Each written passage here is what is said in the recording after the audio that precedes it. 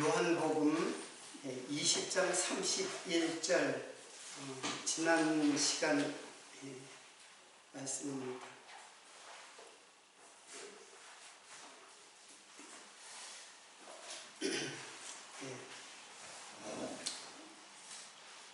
지난 시간에 이 요한복음 20장 31절 말씀은 제가 세 번째 이 말씀을 주제로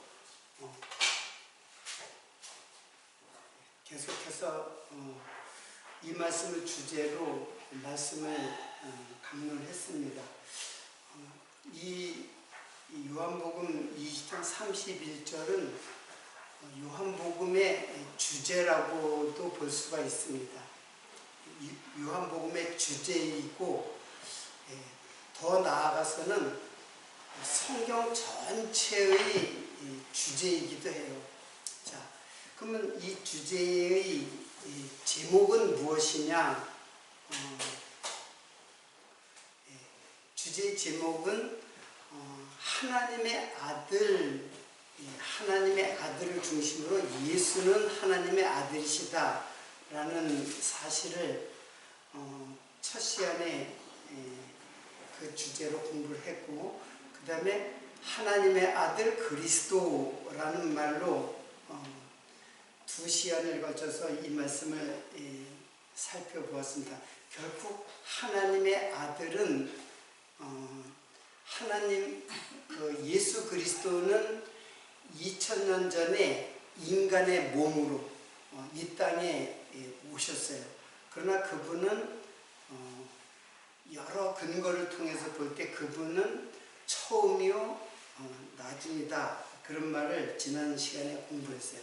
그러니까 처음이요 나중이다, 시작과 끝이다, 이제 이런 말들은 역사의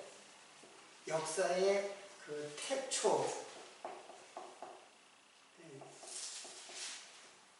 태초로부터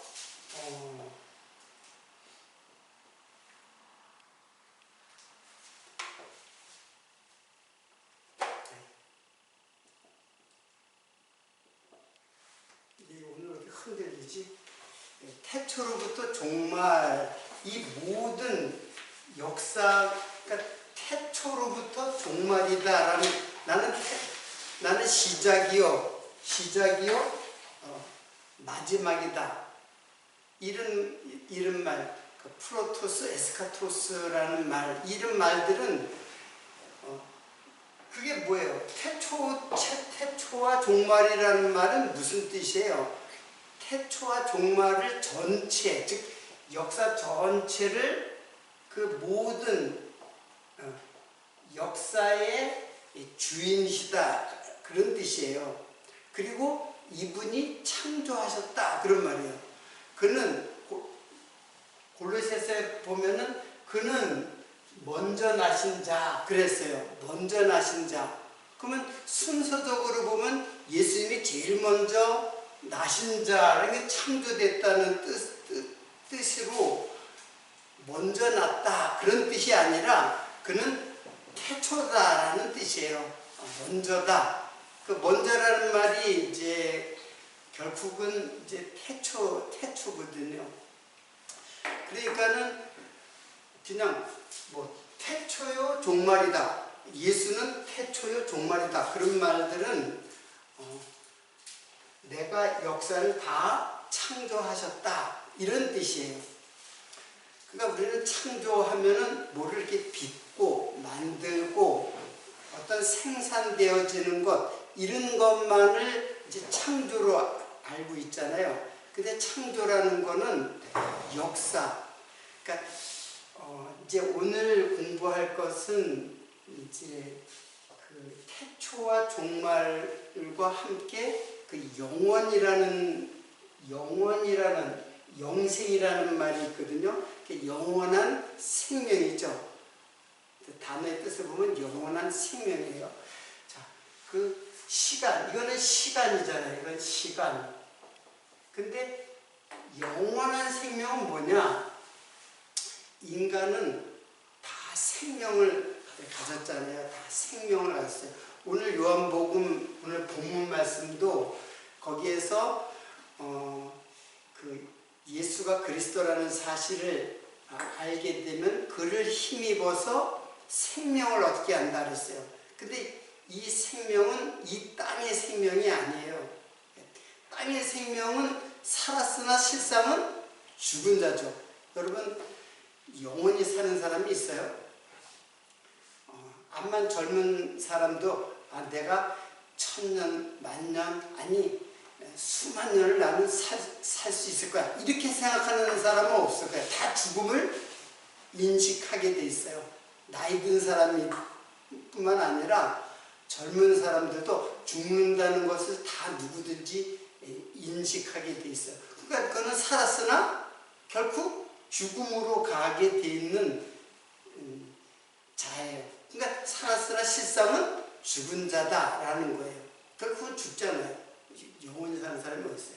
근데 지금 요한복음에 이제 오늘 제가 주제를 이렇게 주제를 정했는데 이 주제를 일단은 이 주제가 어떤 결과를 맞게 하느냐 하면은 바로 영원한 생명을 이 이름을 힘입어서 영원한 생명을 얻게 하려는 데 이제 요한복음을 기록한 목적이 있어요.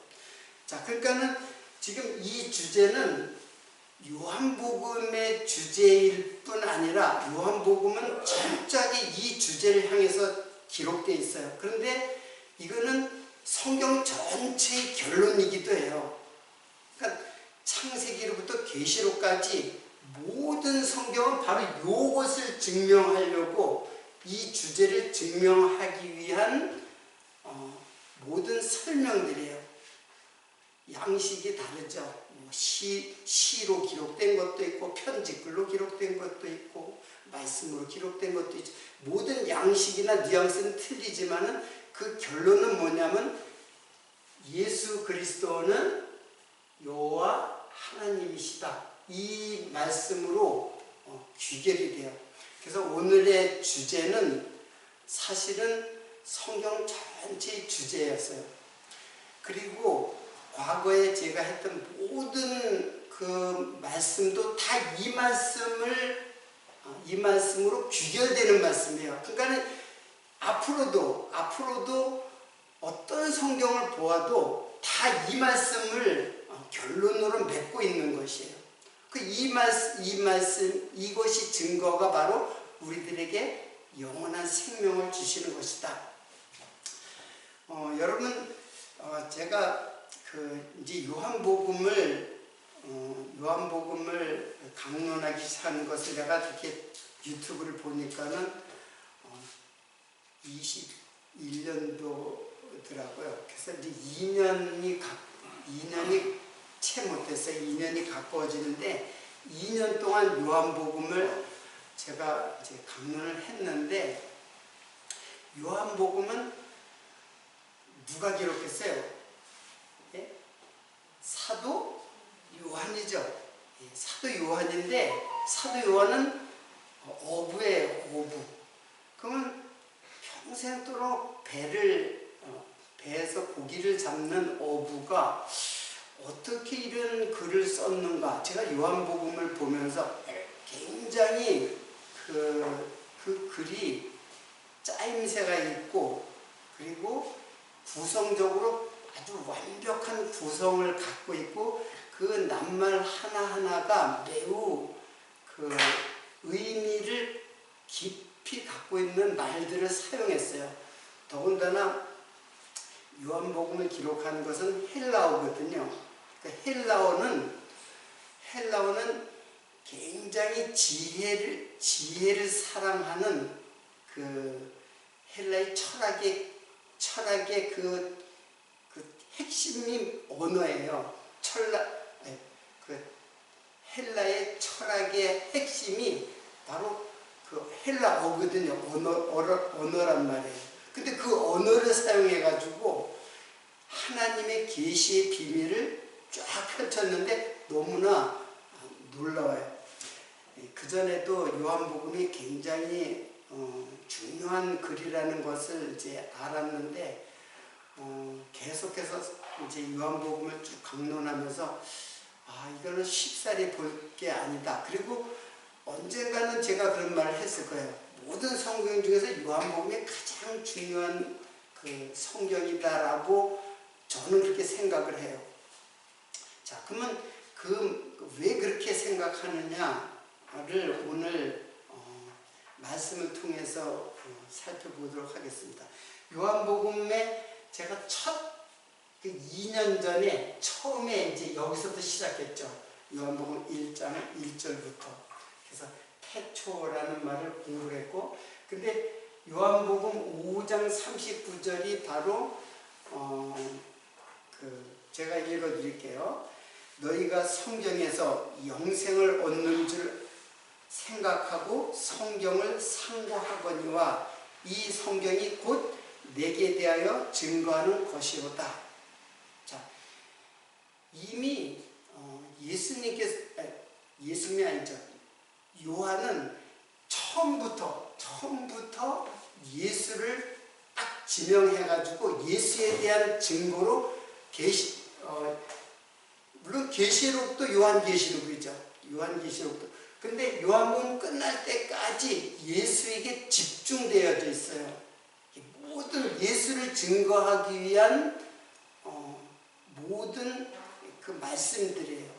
그러니까는 예수를 증거하는 것을 떠난 어떠한 설교, 어떠한 교훈, 인간이 이 땅에서 어떻게 살아야 되나 어떤 처세술, 방법 이런 것들은 성경을 삐뚤어 보게 하는 그런 시각이에요. 우리 시각은 오직 예수밖에는 없는 거예요. 그래서 오늘 결론이 이게 마지막 20장이 이제 21장은 에필로그예요.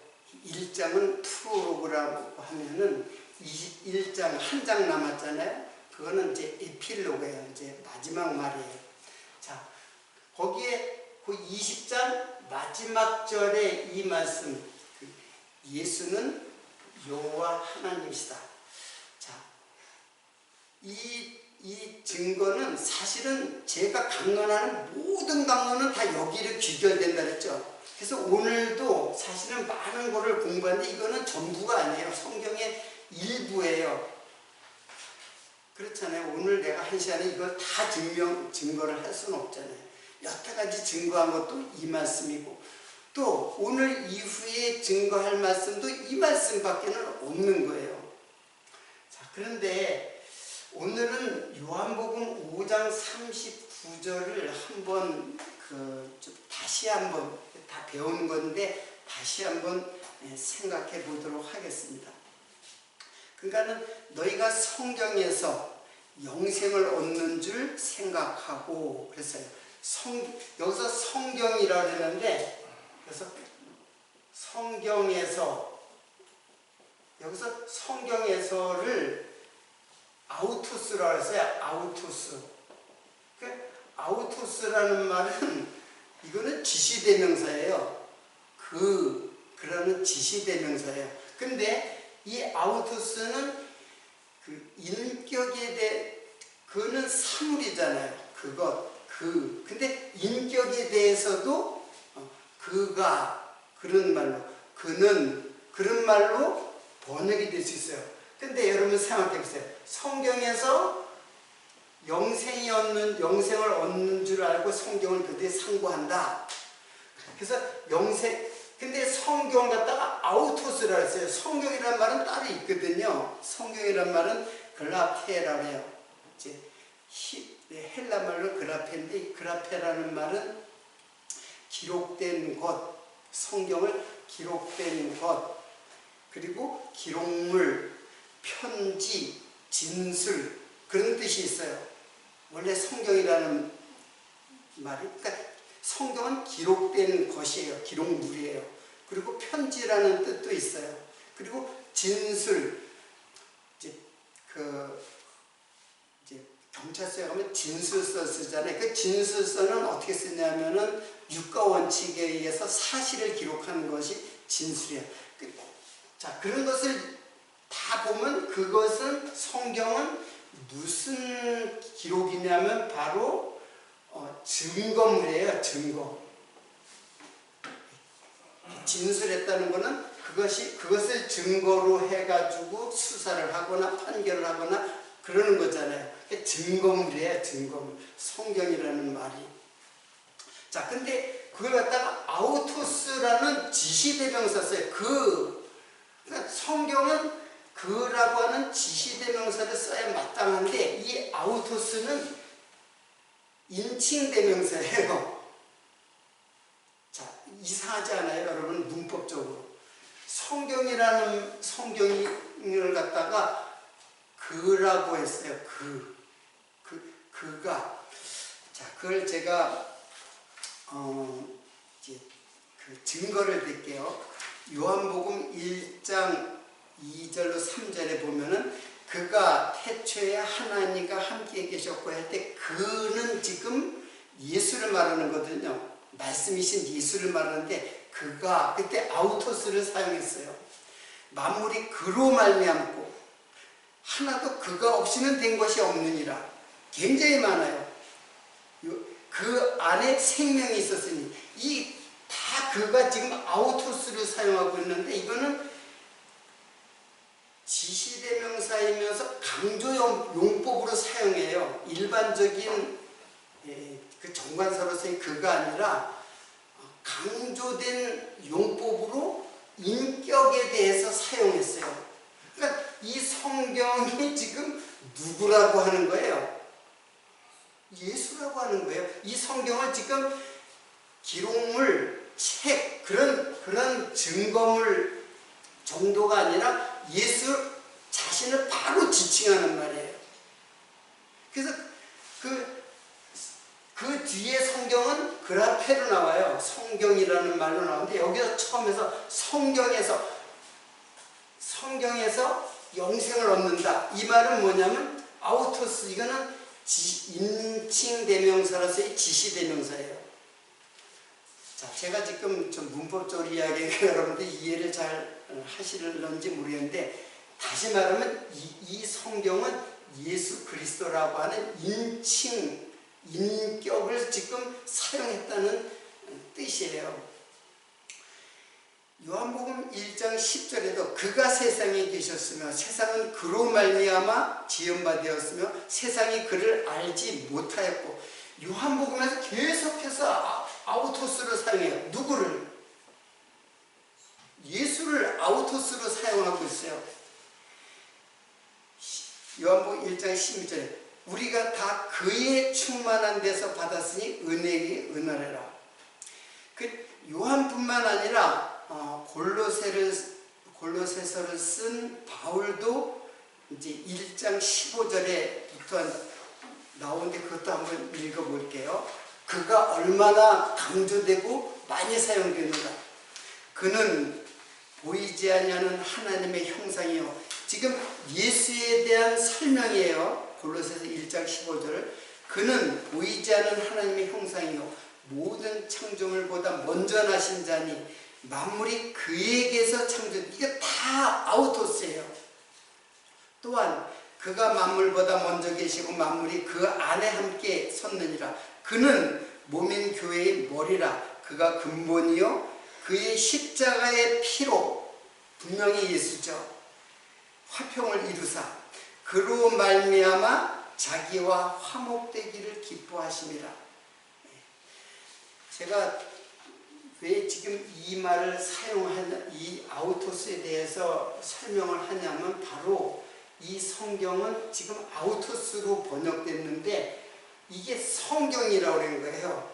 성경은 곧 누구라는 뜻이에요? 예수예요.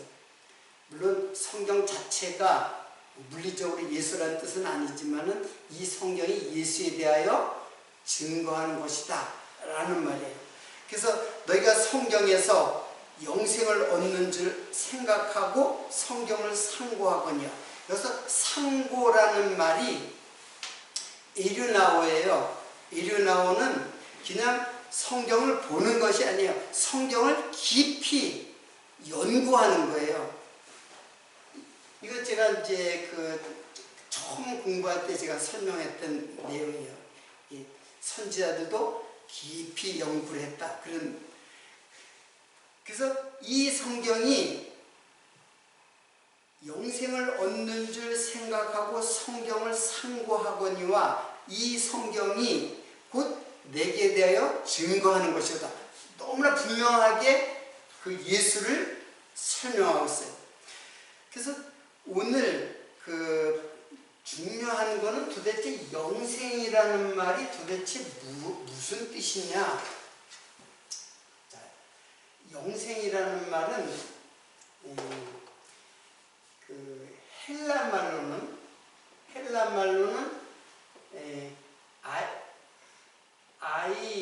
아이오니 오스 조에 이렇게 돼요. 이게 영원한 생명 이렇게 번역이 돼요. 근데 이 말은 그냥 영원한 생명이에요. 그래서 이거는 신적인 생명 뭐 이런 표현을 번역이 되는데 히브리 말을 보면은 이게 올람 하야 이렇게 돼 있어요. 자, 이 올람이 이게 영혼이라는 뜻이고 하야는 이제 생명이에요. 근데 올람은 이것도 그냥 여기하고 똑같아요. 하나님의 영원한 생명을 갖다가 의미해요. 근데 올람이라는 말이 알람에서 왔어요. 알람에서 유래한 말이에요. 근데 이 알람은 어떤 뜻이냐면은 이 알람은 그러니까 이 올람은 그러니까 영원, 영구히 영생하시는 하나님의 속성을 뜻하는 말로 사용했다. 그러니까 영원이라는 말로 사용했죠. 영원한 언약 다 마찬가지예요. 근데 알람이라는 이 말은 감추다라는 뜻이에요. 감추다 그리고 숨기다. 자, 그런 뜻이 있고 스스로 숨기다 이런 뜻이 있어요. 그리고 자신을 숨기다. 자, 그러니까는 하나님이 뭘 숨겨놓은 것이 아니라 이거는 자기 자신이 숨는 거예요. 이 알람의 뜻을 이제 이런 뜻을 갖고 있는데 그 뜻을 이런 뜻도 있어요. 이런 뜻인데 이게 뭐냐면 스스로 숨기다 그런 뜻이 있어요. 그러면 어떤 사물이 스스로 숨어질 수 있어요?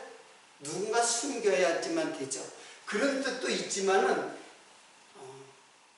이게 능동태로서의 자기가 스스로 숨겨진다 그런 뜻이에요. 그리고 자신을 숨기다. 이게 인격적으로 사용됐다는 뜻이에요. 자, 그러면 이게 아이오니어스라고 하는 영원이라는 말이에요. 영원. 우리가 영원이라는 말을 여러분 어떻게 이해하고 어떻게 여러분 사용을 하세요? 영원.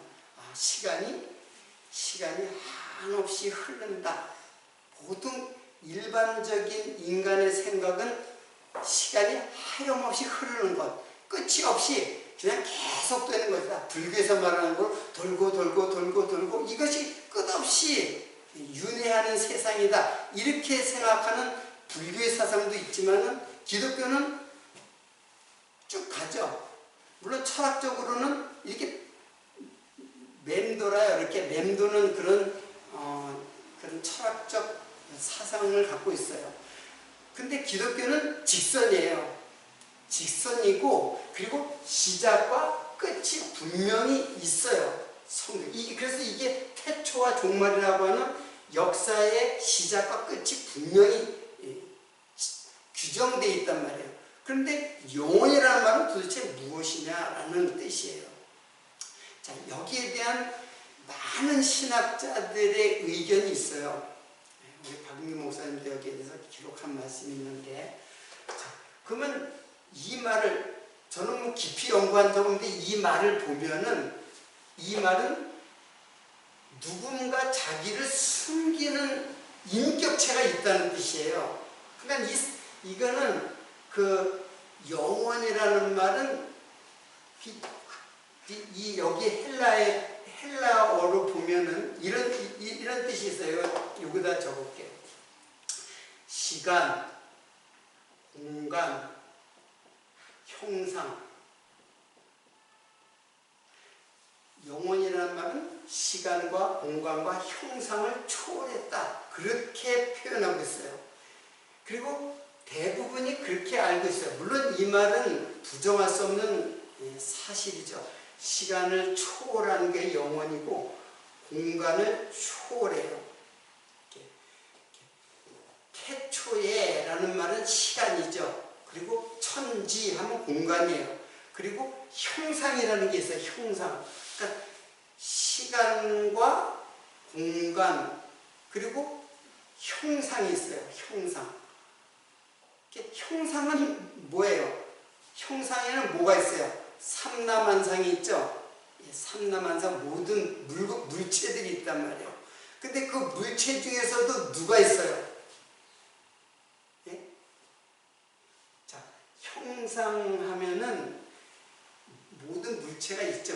모든 물체도 형상이에요. 그러나 이 형상은 누구를 말하냐면 사람을 말하는 거예요. 사람. 인격을 말하는 거예요. 그래서 시간을 초월하고 공간을 초월해요. 그러니까 하나님의 나라가 어느 시에 있는 것도 아니고 어느 곳에 있는 것도 아니에요. 지금 우리가 생각하는 시간과 장소 속에 있는 것이 아니라는 거예요. 그리고 이 형상은 누구냐면 바로 누구예요? 시간과 공간과 형상을 초월했다. 거기에 그 안에 있지 않다. 그런 뜻이에요. 그러니까 이 형상을 초월한 이건 사람이죠. 이건 세상이잖아요. 근데 이걸 다 초월해요. 이걸 다 초월해요. 여기도 다 초월한 어떤 이걸 영혼이라고 하는 거예요. 시간을 초월한 걸 영혼이라고 하는 거예요. 역시 공간을 초월한 것을 영혼이라고 해요. 그걸 아이오니어스라는 말이 해석이에요. 아이오니어스라는 말의 사전적 의미예요. 그리고 형상도 초월해요. 그러니까 사람을 초월하는 거예요. 이것도 역시. 자, 이게 바로 하나님의 나라. 이걸 다 초월하는 곳이 바로 하나님의 나라예요. 그리고 하나님의 나라는 그 누구냐면 사람을 초월한 누구예요? 예수. 그렇죠. 예수죠. 예수가 바로 영혼이에요. 영혼을 여러분은 시간적으로만 자꾸 생각한단 말이에요. 근데 성경은 분명하게 예수가 영혼이라고 하는 거예요. 그가 곧 하나님의 나라예요. 예수님이 영혼이고 예수님이 하나님의 나라 천국이에요. 그가 통치하는 그 나라가 바로 천국이라는 뜻이에요. 그 시간, 그러니까 이 땅의 시간이 아니에요. 이 땅의 시간이 아닌 하나님 나라의 그 시간이라고도 할 수 있죠. 하나님 나라의 영원, 하나님 나라의 장소적으로 봐도 영원, 그리고 그분이 바로 통치하는 그 통치자, 그분이 바로 영원이에요. 그러니까 영혼을 여러분들은 이전까지는 계속 시간, 공간에 이게 붙박혀 있어요. 왜? 그럴 수밖에 없죠. 우리들의 눈과 육체를 가진 우리들은 그렇게 생각할 수밖에 없어요. 더 이상 생각할 수가 없어요. 그러니까 더 이상 생각하는 거는 다 철학적으로 이해를 하는 것밖에는 없어요. 그냥 불교에서는 그냥 돌고 도는 인생. 그래서 인생이 너무 허무하니까 이번엔 사람으로 태어났지만 내가 못된 짓 하면 뭐 짐승으로 태어난다. 뭐 이렇게 소설을 쓰는 거죠. 한마디로. 자, 그래서 오늘의 그 주제는 그 영원한 생명이에요. 자, 그러면 결국 이것을 증명하는 것은 이거를 증명하는 것은 결론은 무엇이냐예요. 그것이 바로 영생이라는 거예요. 영원한 생명. 그러니까 요한복음을 기록한 목적이 뭐예요? 그 이름을 힘입어 너희들에게 생명을 주게 하려 함이다 라고 되어 있잖아요. 요 마지막 구절에 그 이름을 힘입어. 그러니까는 예수 그리스도가 바로 영원한 생명이에요. 그러니까 예수 그리스도 안에 들어가면 영원한 생명이 되는 거죠. 예수 그리스도 밖에 들어가면 시간과 역사에 노출된 우리들의 생명 죽잖아요. 생로병사에서 죽잖아요. 아무리 건강관리를 잘하고 그래도 아마 100살 살기도 그렇게 쉽지 않을 거예요. 죽는단 말이에요. 그게 무슨 살았어요. 살았다 하는 이름을 가졌으나 실상은 죽은 자니라. 계시록에 이렇게 말씀하고 있잖아요. 그래서 그러면 영생을 주시는 분은 누구냐면 그걸 우리는 구원자라고 하는 거예요. 구원자. 어디에서 구원할 거예요? 땅에서. 땅은 곧 세상을 말하는 거예요. 세상은 바로 죽음이에요. 흙으로 돌아갈 죽음의 사망이에요. 그리고 이것을 어둠이라고 창세기에서는 기록했어요. 자, 창세기 뭐였어요? 땅이 공허하고 혼돈하며 그리고 흑암이 깊음이 있다. 그런 말을 했죠. 그러니까 이것은 지금 뭘 말하냐면 인생을 얘기하는 거예요. 이게 지금 땅을 말하는 게 아니에요. 그 땅의 존재를 그래서 천지창조라는 말은 하늘도 짓고 저기 푸른 하늘을 짓고 흙이 있는 우리 땅을 하나님께서 만드셨다. 그런 말을 하시는 게 아니에요. 물론 하나님이 다 만드셨어요. 그러나 지금 성경에서 하나님이 천지를 창조했다라는 말은 그런 뜻을 말하는 게 아니에요. 지금 계시용어라며 자연 계시를 말하는 게 아니에요. 지금 특별 계시인 누구? 구원자를 소개하는 말의 태초에 천지를 창조하시니라 라는 말이에요. 그러니까는 이 땅의 존재, 우리 인생을 땅의 존재에서 어디로? 빛이 있는 세상. 그래서 그것이 어디예요? 하늘. 땅과 하늘은 계속해서 여러분들은 이 하늘과 이 땅을 갖다 우리가 딛고 있는 땅을 생각하면 안 돼요. 그런 거는 설명하는 게 하나도 없어요. 성경에는. 이 모든 성경은 다 그래서 천지를 창조했다는 것은 땅의 존재를 하늘의 존재로 이게 바로 뭐예요?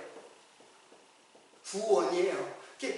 이게 구원인데 창세기에는 구약 전체에서는 이걸 창조 사역을 다시 말하면 구속 사역으로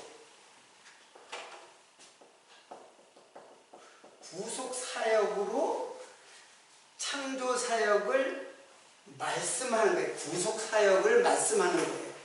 그러니까 창조했다. 구약을 보고 하늘도 창조하고 빛이 있어가지고 어둠 가운데 빛이 물러나고 그리고 윗물과 아랫물을 나누고 이게 다 자연 계시가 아니라 이게 다 특별 계시, 즉 예수 그리스도를 계시하시는 말씀이에요. 그래서 제가 창세기를 언제부턴가 창세기를 지금 강론을 하고 있잖아요.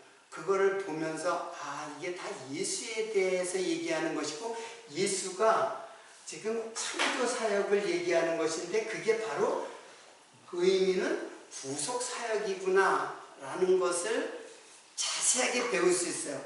근데 오늘 다 여러분들이 이제 배울 수가 없기 때문에 제가 오늘 준비한 것들이 상당히 많은데 그냥 다 하지는 못하고 몇 가지만 하겠어요. 여차하면 다음 시간에 또 혹시 이어질지 모르겠는데, 자, 지금 호세아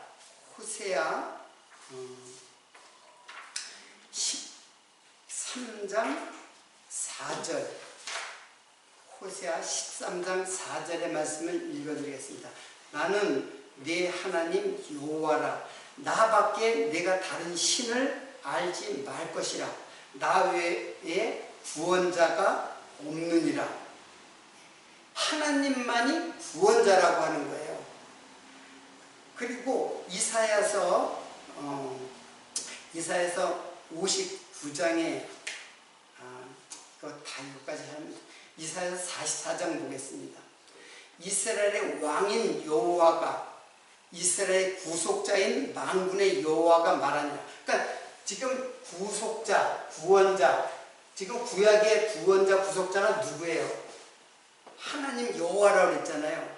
나는 처음이요 나는 마지막이라. 나 외에 다른 신이 없느니라. 지금 구속자 하나님 여호와, 나는 여호와라 하면서 나는 구속자다. 그리고 처음이요 나중이다. 자, 이 말은 누가 했어요? 이 말은 누가 했어요? 예수님께서 하셨잖아요. 내가 알파와 오메가요, 처음이요 나중이다. 시작과 끝이다. 다 똑같은 말이에요. 지금 하나님께서 처음과 나중이라는 말을 하시고, 그것을 누가 하느냐 하면은 바로 예수께서 처음이요 나중이라고 했어요. 그리고 나 외에는 다른 신이 없다고 했어요. 유대인이 예수를 죽이려고 했던 거는 그래서 그랬던 거예요. 하나님만이 유일한 신인데 예수님이 하나님과 나는 하나이다. 이 하나이다라는 말은 그게 에스메이라고 했잖아요. 에이스라는 다름 아닌 바로 그분이다 그런 뜻이거든요. 그러니까 예수님이 하나님과 나는 다른 분이 아니고 그분이 나다 그런 뜻이거든요. 그러니까 돌로 들어 죽이려고 했죠. 왜? 하나님만을 여호와로 오직 한 분 유일신을 믿는 유대인인데 다른 신이 또 나타나는 거야. 누가? 예수가. 그러니까 돌로 쳐서 죽이려고 했죠. 그 말뜻을 이해하니까는. 그런데 사실은 그 영원하신 하나님, 그분이 이 땅에 내려오신 거예요. 누구로? 그러니까 처음이요 나중이라고 말씀하신 하나님이 그분이 바로 예수 그리스도라는 뜻이에요. 그분이 바로 구속자는 거예요. 처음이요 나중이라는 말이.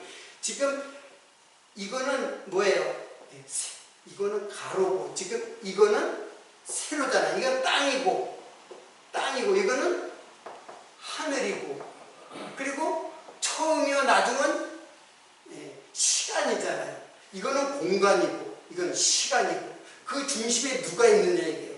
처음이요 나중이라고 한 분도 예수고, 땅에서 하늘로, 이 땅으로 내려와서 우리를 구속하여 하늘로 올라가신 분, 그분이 예수님이잖아요. 그분이 영원하신 하나님이라는 거예요. 만약에 이것을 부인하는 영이 적그리스도의 영이라고 요한일서에는 기록되어 있어요.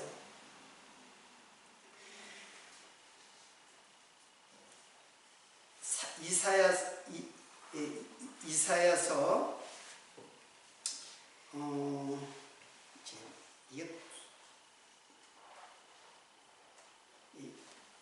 59장 24 이걸 설명이 되겠네요. 여호와께서 가라사대 구속자가 시온에 임하며 야곱 중에 저가를 떠난 자가 임하리라. 여호와께서 또 가라사대 내가 그들과 세운 나의 언약이 이러하니 곧 네 위에 있는 나의 신과 네 입에 둔 나의 말이 이제부터 영원토록 네 입에서와 네 후손의 입에서와 네 후손의 후손의 입에서 떠나지 아니하리라 하시니라. 여호와의 말씀이니라. 자, 여호와께서 구속자라고 하시면서 그런데 구속자가 시온에 임한다고 그랬어요. 시온에 임한다. 그 시온은 지금 예루살렘 성전을 말하는 거예요. 장소적으로 보면. 그러면 시온에 임한다라는 말은 이게 이 땅에 임한다는 거예요. 여호와께서 그러는데 구속자가, 여호와가 구속자잖아요. 구속자가 시온에 임한다. 야곱 중에 죄가를 떠난 자에게 이 말이라. 야곱은 누구예요? 야곱은 이스라엘의 다른 이름이잖아요. 이스라엘의 다른 이름. 이게 땅의 야곱이에요. 야곱이라는 말은 이게 속이는 자,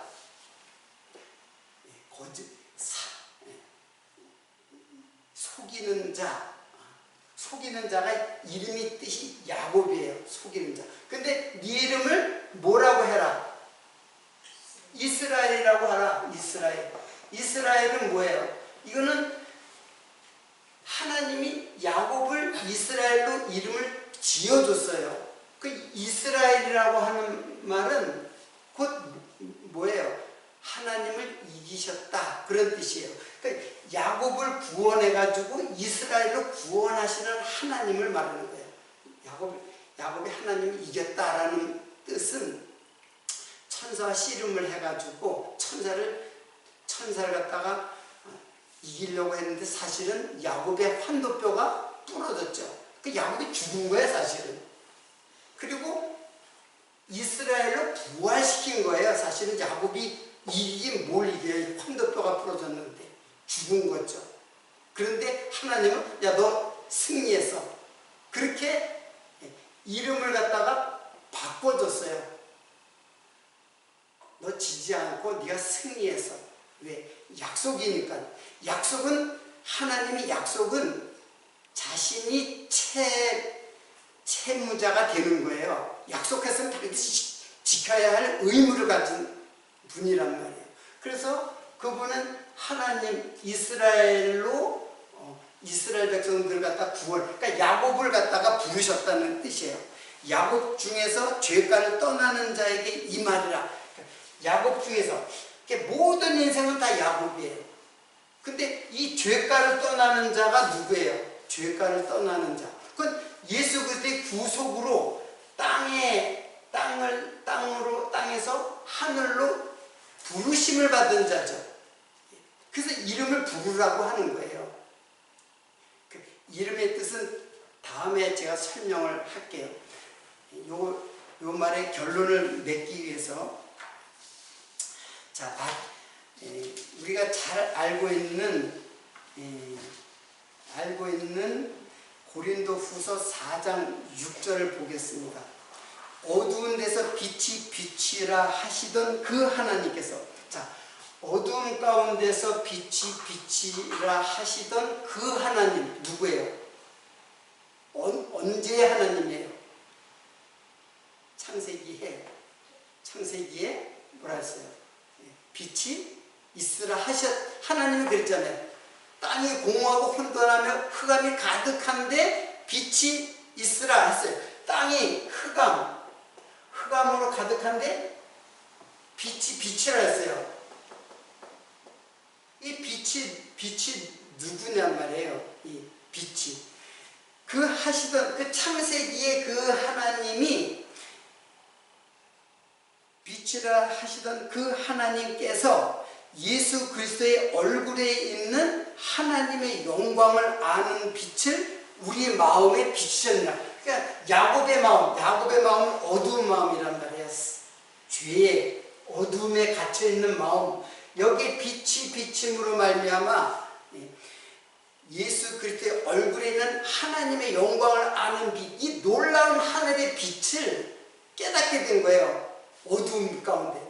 그러니까 우리들의 마음은 굉장히 어두워요. 흑암과 공허와 그리고 혼돈, 말할 수 없는 그 혼돈의 그 속에 있고, 그리고 말할 수 없는 공허감이 있는 거예요. 우리들의 그 엄청난 그 깊은 공허감, 바닥이 없을 정도로 깊은, 무엇을 채워도 채워지지 않는 이 공허감, 이게 다 빛, 그리고 깊은 공허와 어두움 속에 갇혀있는, 우리들의 마음, 이게 지금 우리들의 마음을 표현한 거예요. 땅이 아니라 우리들의 마음이에요. 그 마음을, 그 어두운 마음, 공허한 마음, 아무것도 채울 수 없는 그 마음, 그걸 갖다가 빛이 채우는 거예요. 빛이 채워지니까는 예수 그리스도의 얼굴에 있는 하나님의 영광, 그러니까 예수가 바로 하나님이구나, 그거를 깨닫게 된 거예요.